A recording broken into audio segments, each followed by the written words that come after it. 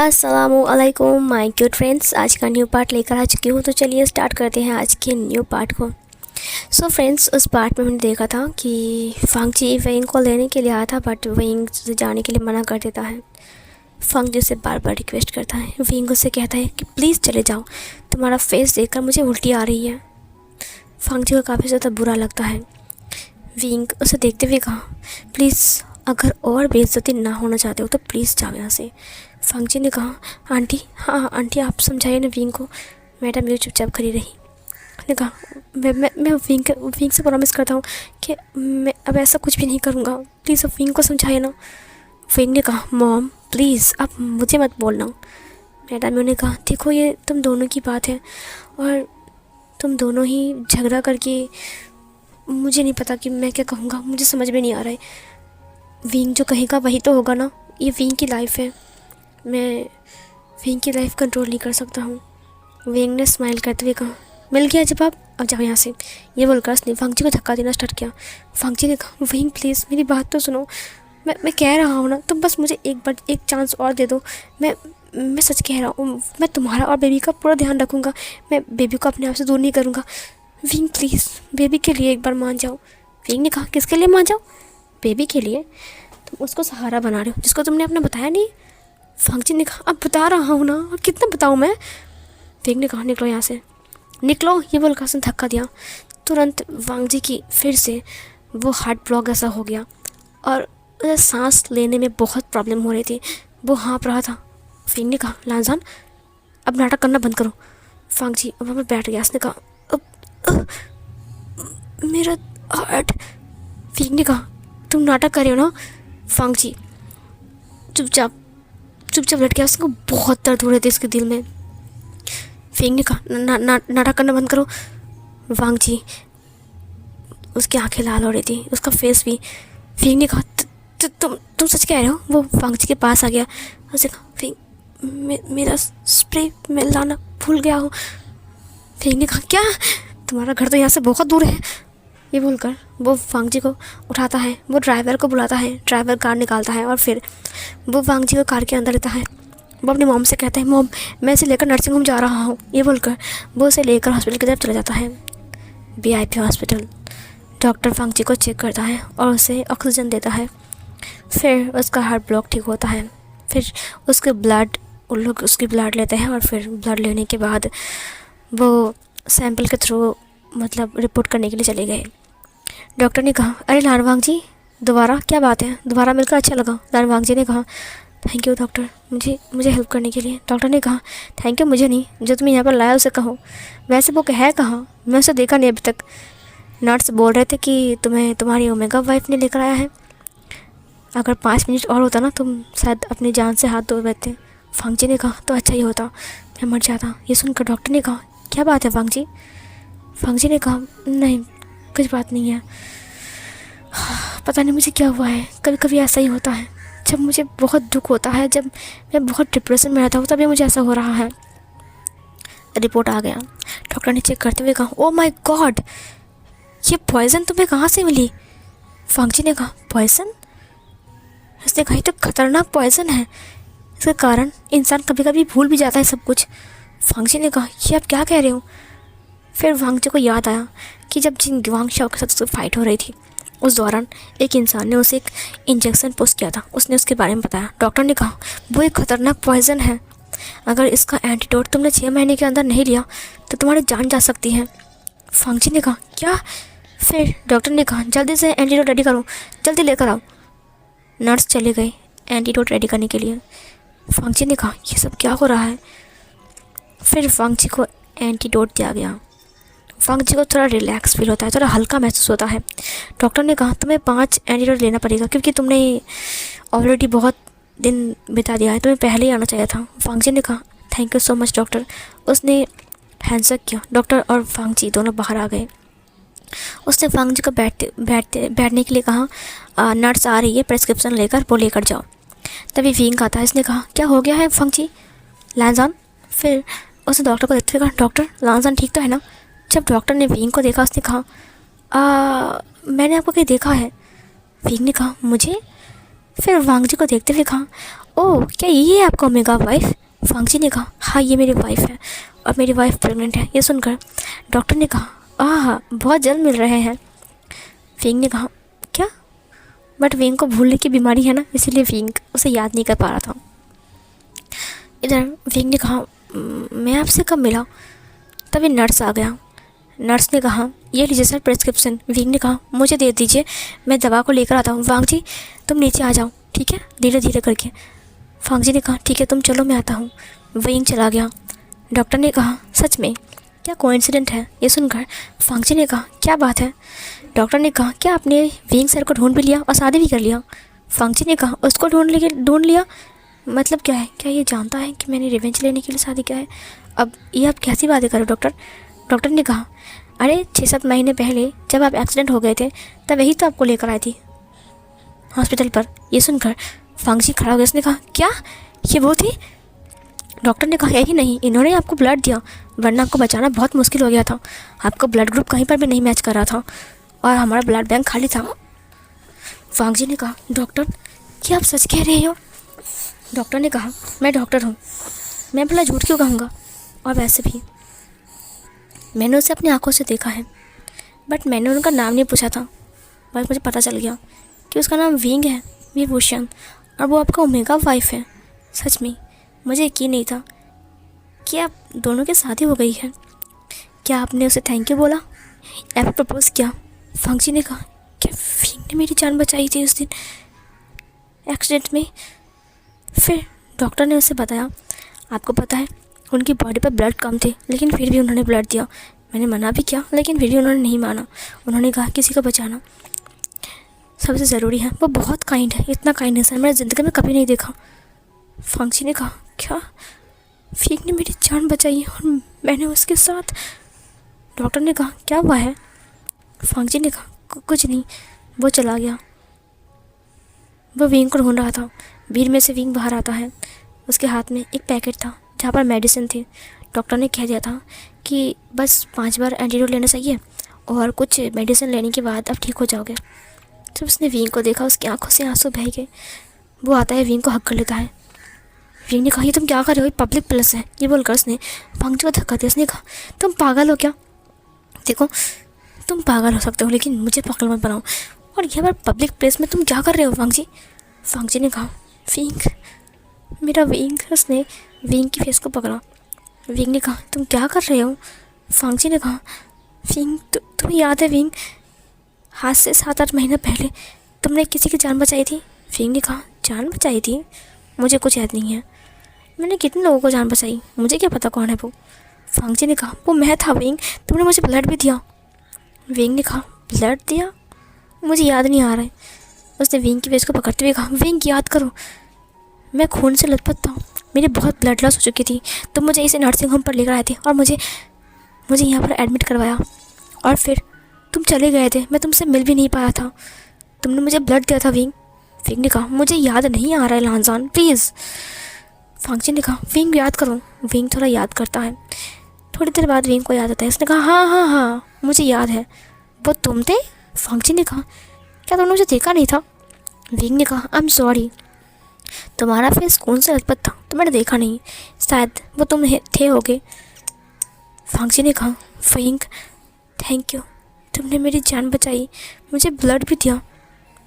फिर विंग ने कहा, तुम्हारी जगह अगर कोई और भी होता तो मैं ऐसा ही करता, इसमें थैंक यू बोलने की क्या ज़रूरत है, चलो घर चलते हैं।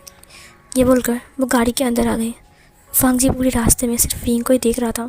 उसे विंग के हाथ को पकड़ते हुए कहा, विंग थैंक यू। विंग ने कहा, 20 बार बोल चुकी हूँ और बोलने की ज़रूरत नहीं है, ठीक है? बड़ा थैंक यू बोलने वाला। फांग जी ने कहा, तुम इतना गुस्सा क्यों कर रहे हो विंग? विंग ने कहा, इतना थैंक यू मत बोलो, मेरा कान पक रहे हैं। फांग जी जियांग हाउस आता है। फांग जी ने कहा, मैं घर जाता हूँ। विंग ने कहा, रुको, मैंने अंकल को कॉल लगाया है, अंकल आ रहे हैं तुम्हें लेने के लिए, मैं तुम्हें अकेला नहीं छोड़ सकता, समझे? फांग जी ने कहा, क्यों विंग?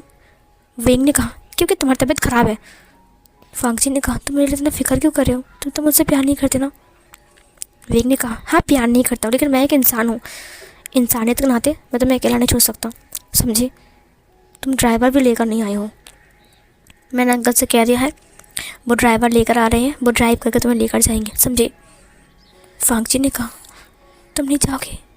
फेंग ने कहा, नहीं। देखो, हाँ, 2 दिन बाद मेरे भाई की शादी है, तुम्हारे भाई के साथ, ठीक है? तब मैं जाऊँगा। फांगची ने कहा, और तुम रहोगे ना मेरे साथ? फेंग ने अपने हाथ को छुड़ाते हुए कहा, बात बात में मुझे टच करना बंद करो, समझे? फांगची ने कहा कि क्यों नहीं करूँगा टच? फेंग ने कहा, क्योंकि क्योंकि हम अब साथ नहीं रहते हैं। फांगची विंग को हक करते हुए कहा, मैं तुम्हारा हस्बैंड हूँ विंग। विंग उसे दूर होते हुए कहा, दूर रहो मुझसे, तुम क्यों नहीं समझते हो? प्लीज़ दूर रहो, वरना मैं तुम्हें मार डालूंगा, समझे? तब ये लान कुरैन आ गए। कुरैन ने कहा, क्या वह विंग? विंग ने सब कुछ समझाया। कुरैन बहुत चिंता कर रहे थे वांगजी को लेकर। विंग ने कहा, चिंता मत कीजिए, एंटीडोट लेने के बाद सब कुछ ठीक हो जाएगा। और डॉक्टर ने कहा है कि वांगजी को टाइम टू टाइम दवा लेने के लिए। फांगची ने कहा, मुझे दवाई नहीं लेनी है। विंग ने कहा, ठीक है, मत लो, मुझे इससे क्या? फांगची ने कहा, अगर मैं ना खाऊँ तो? विंग ने एक दवा को निकाला और उसके माउथ में डाल दिया और फिर पानी पिला दिया। उसने कहा, चुपचाप दवा खाता रहना, समझे? फांगची ने स्माइल करते हुए कहा, जब तक मैं ठीक ना हो जाऊँ तब तक मेरे पास रहो। विंग ने कहा, नहीं, मुझे नहीं रहना है, और हाँ, याद करके एंटीडोट लेने जाना, ठीक है? फांगची मुस्कुराते हुए कहा, अगर ना गया तो? विंग ने कहा, तो तुम मर जाओगे। फांगची ने कहा, तो फिर मैं मर जाता हूँ। विंग ने उसके माउथ के ऊपर हाथ रखते हुए कहा, प्लीज़ ऐसा मत बोलो, मैं इतना बुरा नहीं हूँ कि किसी के लिए इतना बुरा सोचूं। जाओ, अब घर जाओ। फांगची ने विंग के हाथ को पकड़ते हुए कहा, विंग ने कहा, मुझे नहीं जाना है। ये बोलकर उसने अपने हाथ को छुड़ा लिया। लान कुरैन ने कहा, चलो लानसान। फांगची ने कहा, अंकल विंग से कहिए ना जाने के लिए, मुझे विंग को लेकर जाना है, अंकल प्लीज़ कहिए ना उसे। लान कुरैन ने कहा, वो नहीं जाएगा, जब उसका मन करेगा तब आ जाएगा, ठीक है? सीन कट होता है शादी के दिन। बेसब्री से फांगची रेडी होकर गेट पर खड़ा था, सिर्फ अपने विंग के लिए। हाँ, हो सकता है कि उसने विंग के ऊपर बहुत टॉर्चर किया है, लेकिन अब उसे विंग से उससे प्यार हो गया है। वो बेसब्री से इंतज़ार कर रहा था। जब बारात आई तब वांगजी जल्दी से गाड़ी के गेट के पास जाता है, क्योंकि उसे पता है कि उसका विंग आया है। जब विंग उतरता है तब विंग बहुत ज़्यादा ब्यूटीफुल लग रहा था। वो ड्रेस और विंग का क्यूट टमी, विंग काफ़ी ज़्यादा क्यूट लग रहा था। फांगची ने उसके हाथ को पकड़ते हुए कहा, धीरे। विंग ने उसके हाथ को छोड़ते हुए कहा, मैं उतर सकता हूँ। वो उतर गया। फांगची ने कहा, अपना ध्यान तो रखो। विंग ने कहा, मिस्टर लान वांगजी, आपको सोचने की ज़रूरत नहीं है। ये बोलकर वो चला गया। फांगची ने कहा, आज मैं विंग को प्रपोज करने वाला हूँ और उम्मीद है कि वो मुझे एक्सेप्ट कर लेगा, और अगर वो एक्सेप्ट नहीं करेगा ना तो मैं उसे इस घर में रोक कर रखूँगा, जाने नहीं दूँगा उसे, दरवाज़ा बंद कर दूँगा, 4-5 दिन तक मेरे पास रखूँगा, उसके बाद देखता हूँ। विंग ने कहा, तुम क्या सोच रहे हो लान वांगजी? फांगची ने कहा, कुछ नहीं। विंग ने अपने माइंड में कहा, आज तुम्हारा और मेरा आखिरी दिन है, आज के बाद तुम मेरा फेस और मैं तुम्हारा फेस कभी नहीं देखूँगा, और हम दोनों के बीच कोई रिश्ता भी नहीं रहेंगे। वांगजी विंग को देखकर मुस्कुरा रहा था, बट विंग उसे देखकर गुस्सा हो रहा था। मैडम लान विंग को गले से लगा लेती हैं। सब लोग विंग का वेलकम करते हैं और बेबी के बारे में हालचाल पूछते हैं। विंग ने कहा, सब कुछ खैरियत है। शादी कंप्लीट होती है। आचिंग और सिचैन बहुत ज़्यादा हैप्पी थे। फाइनली उन दोनों की शादी कंप्लीट हो चुकी थी। सिचैन सबको गुड बाय कहने के लिए रो रहा था, क्योंकि उसे गुड बाय नहीं कहना था। सब लोग लंच के बाद चाय पार्टी करने के लिए आ चुके थे। तब शाम के 5 बज रहे थे। विंग अब थोड़ा सा रिलैक्स फील करने के लिए रूम की तरफ चला गया था। वो थोड़ा सा लेटा हुआ था, मतलब सोया हुआ था। इधर वांगजी पूरे घर में विंग को ढूंढ रहा था। उसे पता ही नहीं है कि विंग उसके ही रूम में है। ढूंढते ढूंढते वो पूरा थक चुका था। फिर इधर वो अपनी मॉम से पूछता है, विंग कहाँ है? उसकी मॉम ने कहा, विंग तो आराम कर रहा है, लंच करने के बाद वो सोने गया है। इधर विंग अब उठ चुका था, अब घर जाने का टाइम हो चुका था, तो विंग अपने बालों को ठीक कर रहा था। विंग ने कहा, मैं प्रेगनेंसी के बाद कुछ ज़्यादा ही ग्लो कर रहा हूँ। दरवाज़ा ओपन करके अचानक से वांगजी आ गया। दरवाज़े को बाहर से अंदर से लॉक कर दिया। विंग ने कहा, तुम क्या कर रहे हो? वांगजी ने कहा, विंग तुम पता, मैं तो पूरे घर में ढूंढ रहा था। वांगजी के पास से वाइन की खुशबू आ रही थी। विंग ने कहा, तुमने ड्रिंक किया है? दिन दहाड़े तुमने ड्रिंक कर लिया। वांग जी लड़खड़ा रहा था। उसने कहा विंग तुम क्या कर रहे हो यहाँ पर? विंग ने कहा क्या कर रहे हो तुम, गिर जाओगे अभी। वांग जी ने कहा नहीं गिरूँगा, मैं तुम्हें संभाल सकता हूँ ना। विंग ने कहा दूर रहो मुझसे, कितनी बदबू आ रही है तुमसे, उल्टी आ रही है मुझे। वांग जी ने कहा तुम नाराज़ हो गया मुझसे, कब से ढूंढ रहा हो तुम्हें, तुम नज़र में नहीं आ रहा। उसने अपने पास से एक फ्लावर बुके निकाला। उसने कहा मैं तुम्हारे लिए लेकर आया हूँ। विंग ने कहा मुझे नहीं चाहिए और लेकर जाओ। वांग जी ने कहा क्यों नहीं चाहिए? बेबी को चाहिए, बेबी तुम्हारे लिए बहुत बड़ा टेडी लेकर आऊँगा ना, और तुम मुझे से बहुत खेलोगे। विंग ने कहा दूर रहो। और हाँ वांग जी,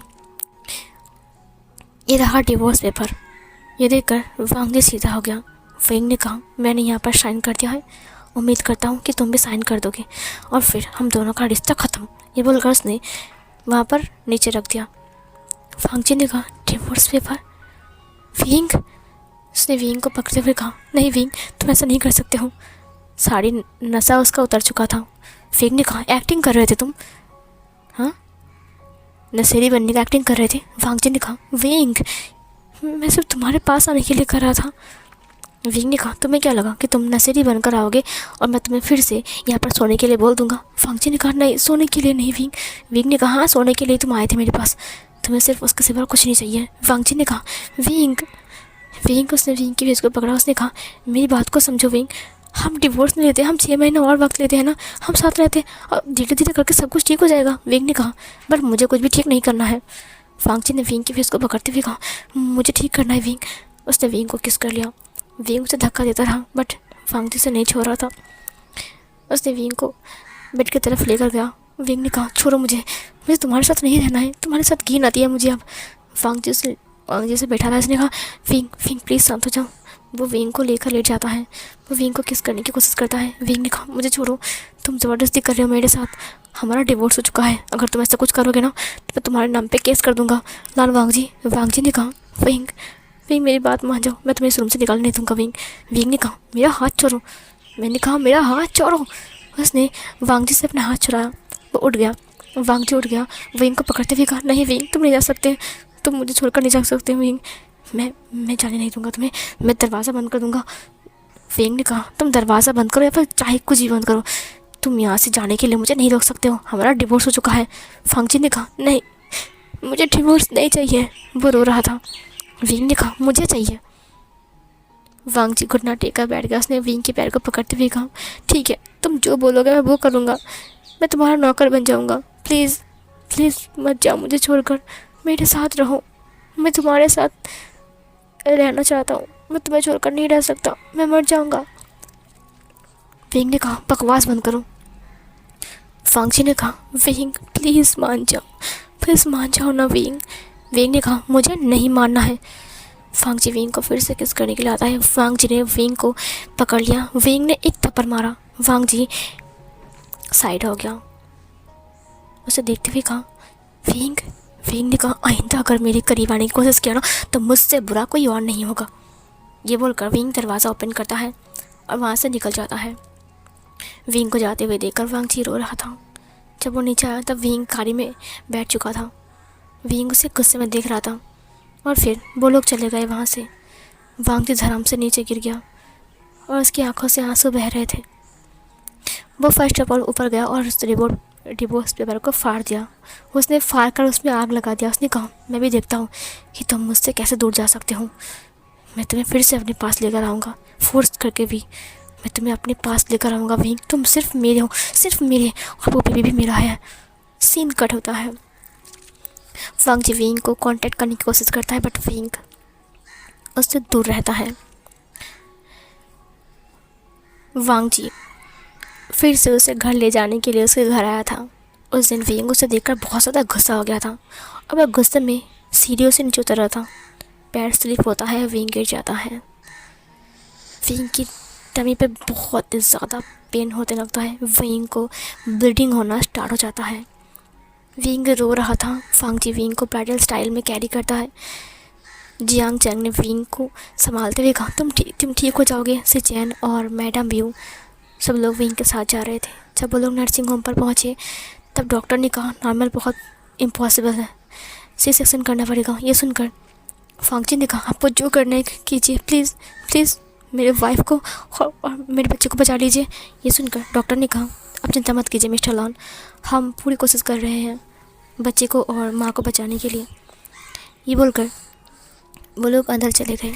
ऑपरेशन थिएटर की लाइट जलती नहीं। फांगची इधर उधर चलता रहा। जियांग चंग को भी सुकून नहीं मिल रहा था। वो बस वेंग के लिए फ़िक्र कर रहा था, वेंग के बारे में सोच रहा था। सिचन उसे संभालते हुए कहा आचिंग कुछ नहीं होगा, वेंग को कुछ नहीं होगा, वेंग बिल्कुल ठीक हो जाएगा, तुम चिंता मत करो, मत घबराओ, सब कुछ ठीक हो जाएगा। जियांग चंग ने कहा वेंग मेरा इकलौता भाई है, क्रोध से कुछ हो गया ना तो मैं मर जाऊँगा मैं। सिचन ने कहा सब कुछ ठीक हो जाएगा। उसने आचिंग को हक कर लिया। आचिंग बहुत रो रहा था, बच्चे के रोने की साउंड आ रही थी। इधर वांगजी घबरा रहा था। मैडम लान ने कहा विंग को क्या हुआ है, विंग को क्या हुआ है। वो लोग दौड़ कर आ रहे थे, वो लोग रो रहे थे। मैडम व्यू ने मैडम लान को हक कर लिया। उसने कहा बच्चे के रोने की साउंड आ रही है, लगता है बेबी को उन्होंने निकाल लिया है। थोड़ी देर बाद डॉक्टर बाहर आते हैं। उसने कहा कंग्रेचुलेसन फैमिलीज, विंग ने दोनों बेबी को बर्थ दिया है, दोनों अल्फ़ा है और बेबी बिल्कुल सेफ़ है। फांगजी ने कहा मेरी वाइफ कैसी है, विंग कैसी है। ये सुनकर डॉक्टर ने कहा वो बिल्कुल ठीक है, बस ब्लीडिंग की वजह से थोड़ा कमज़ोर हो गया है, चिंता मत कीजिए, बिल्कुल ठीक है। आपने बहुत जल्दी यहाँ पर लेकर आया, वरना थोड़ा रिस्क था, बट बेबी बहुत क्यूट हुई है। अभी मैं उन्हें भेजता हूँ, ठीक है। सिस्टर बेबीज़ को लेकर आइए। दोनों बेबी को देखकर वांगजी की आंखों से आंसू बह गए। फींग ने ट्विंस बेबी को बर्थ दिया है, मेरा 2 बच्चा। मैडम लान को देखते हुए कहा फांगजी ने मॉम मैं फ़ादर बन गया हूँ, मॉम मैं फ़ादर बन गया। मैडम लान ने कहा हाँ बेटा तुम फ़ादर बन चुके हो, ये तुम्हारा बेबी है। इधर थोड़ी देर बाद विंग को निकाला जाता है। विंग बेहोश था। विंग को नॉर्मल में शिफ्ट किया जाता है। जब विंग को होश आता है तब वो देखता है कि वांगजी उसके बेबी को चुपचाप देख रहा है और हंस रहा है, और बेबी भी उन्हें देखकर हंस रहा है। विंग बहुत कमज़ोर था। उसकी मॉम उसके पास बैठी हुई थी और मैडम लान भी, दोनों ही विंग को ही देख रहा था। उसने कहा विंग बेटा तुम्हें होश आ गया। वांगजी सुनते ही विंग की तरफ मुड़ गया। उसने कहा विंग तुम्हें पता है। विंग वांगजी को देखते हुए कहा तुम यहाँ पर क्या कर रहे हो। वांगजी ने कहा तुमने ट्विंस बेबी को बर्थ दिया है, हमारे पास 2 बेबी है विंग। विंग ने कहा हमारे पास। वांगजी ने कहा ये देखो मैंने इनका नाम भी रखा है, इसका नाम लान इवान और इसका नाम लान सिजुए। विंग ने कहा क्या तुमने नाम भी डिसाइड कर लिया। वांगजी ने कहा ये अच्छा नाम है ना, लान इवान और लान सिजुए। विंग ने कहा अच्छा अब सब कुछ तुम तय करोगे। वांगजी ने कहा विंग तुम ऐसे क्यों बोल रहे हो, ये हमारे बेबी है ना। विंग ने कुछ नहीं कहा, वो बस चुप हो गया। वो बहुत कमज़ोर फील कर रहा था। 4 दिन तक वांगजी उसका ख्याल रखता रहा, उसके लिए सूप लाना, उसकी बेबी का ध्यान रखना, बेबी को फीड करवाना। ये देखकर विंग हैरान था कि वांगजी सब कुछ क्यों कर रहा है, किस लिए कर रहा है। क्योंकि उसने कभी कहा था कि ये बच्चे उसके नहीं हैं, तो फिर क्यों, ज़रूरत क्या है करने की, कोई ज़रूरत नहीं है। विंग अपने बच्चे को संभाल सकता है। जिस दिन विंग को छुट्टी दिया गया नर्सिंग होम से, उस दिन विंग सुबह सुबह अपने भाई को फ़ोन करके बुलाता है, कॉल करके, और फिर वो सुबह सुबह निकल जाता है। जब वांगजी सूप लेकर आता है अपने घर से तब वो केबिन में देखता है कि विंग और बच्चे दोनों ही नहीं हैं। वो रिसेप्शन में जाकर पूछता है तो कहता है कि उन्हें रिलीज़ कर दिया गया है। ये सुनकर वांगजी को काफ़ी ज़्यादा बुरा लगता है और वो जियांग हाउस में आता है। जियांग हाउस में जब वो आता है तब उसने देखा कि विंग बैठा हुआ है सोफे के ऊपर और बच्चे पालने में है। वांगजी ने कहा विंग तुम वहाँ से ऐसे कैसे छुट्टी लेकर आ गए, मेरा वेट भी नहीं किया तुमने। विंग ने कहा तुम्हारा वेट, तुम हो कौन और तुम्हारा वेट मैं क्यों करूँ। वांगजी ने कहा क्या मतलब है, मैं इनका फादर हूँ और तुम मेरा वेट नहीं करोगे। विंग ने कहा फादर, कौन फादर, बोलो मत लान वांगजी, हमारा डिवोर्स हो चुका है। वांगजी ने कहा डिवोर्स हो चुका है। विंग ने कहा हाँ। वांगजी ने कहा लेकिन ये बच्चे तो हमारे हैं ना। तुम ऐसा कैसे कर सकते हो विंग। विंग ने कहा हमारे बच्चे। वांगजी बोलो मत कि तुमने बोला था कि ये तुम्हारे बच्चे नहीं, सिर्फ मेरे बच्चे हैं, तो फिर तुम ऐसा कैसे कर सकते हो कि ये हमारे बच्चे हैं? वांग जी ने कहा, विंग, तुम मेरे बच्चे से मुझको अलग नहीं कर सकते हो, समझे? अभी मेरे साथ चलो, बच्चे को लेकर मैं जाऊँगी यहाँ से और तुम्हें भी लेकर जाऊँगा। विंग ने कहा, खबरदार, अगर तूने मेरे बच्चों को छुआ भी तो। उसने वांग जी के हाथ को पकड़ लिया। वांग जी को धक्का देते हुए कहा, मुझे मेरे बच्चे से दूर रहो, समझे? एकदम दूर रहो, कड़ी भी मत आना, वो सिर्फ मेरे बच्चे हैं। वो बच्चे दोनों भी इधर उधर देख रहे थे। वो दोनों अल्फ़ा थे, बहुत क्यूट से, एक बिल्कुल विंग की तरह और एक बिल्कुल वांग जी की तरह। फिर इधर वांग जी ने कहा, विंग, तुम मुझे नहीं रोक सकते हो, वो मेरे बच्चे हैं, मैं उन्हें लेकर जाऊंगा। विंग, तुम मुझे नहीं रोक सकते। ये बोलकर वो बच्चे के पास आ जाता है। विंग ने कहा, नहीं, तुम इसे नहीं छुओगे, ये मेरे बच्चे हैं, तुम इसे लेकर नहीं जाओगे, तुम्हारा कोई हक नहीं है इन पर। सिचैन वहाँ पर आ गया। उसने कहा, बस करो। उसने वांग जी को धक्का दिया। उसने कहा, वांग जी, अभी क्या, अभी निकल जाओ यहाँ से।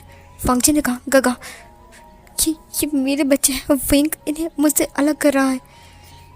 फिर सिचैन ने कहा, गार्ड्स, इसे अभी के अभी घर से बाहर निकालो और हाँ, आइंदा इसे घर के अंदर आने मत देना। वांग जी ने कहा, लेकिन मुझे मुझे मेरे बच्चे चाहिए, वो मेरे बच्चे हैं। विंग, मैं कोर्ट में जाऊंगा, मैं पुलिस को बताऊंगा कि तुमने मेरे बच्चे को मुझसे दूर किया है। विंग ने कहा, तुम जहाँ भी जाना चाहो वहाँ जाओ, बट मेरे बच्चे तुम्हें नहीं मिलेंगे, समझे? धक्के मार के वांग जी को उन्होंने बाहर निकाल दिया। वांग जी ने अपने आप से प्रॉमिस किया कि वो विंग को और अपने बच्चे को अपने पास लाकर छोड़ेगा। वो अपने बच्चे को विंग को अकेला नहीं देगा। उसने केस करने के बारे में सोचा। सीन शिफ्ट होता है। सो फिर गाइस, यहीं पर ये वाला पार्ट एंड होती है और मेरी बीबी सो रही थी। मुझे लगा शायद मैं इसको 30 मिनट या फिर 40 मिनट तक रिकॉर्ड करूँगी, लेकिन अभी वो फ़िलहाल उठ चुका है और वो पता है क्या कर रहा है? वो जो हमारा जो पिलो है ना, पिलो के जो कवर्स है ना, वो उसे खोल रही है, ठीक है? सो मेरा काम बढ़ा रही है, तो मैं चाहता हूँ। और उसने डायपर पहना है, डायपर चेंज करना पड़ेगा। अभी फ़िलहाल वो बहुत तंग कर रही है मुझे। सो गाइस, नेक्स्ट पार्ट में मिलते हैं, तब तक के लिए बाय बाय।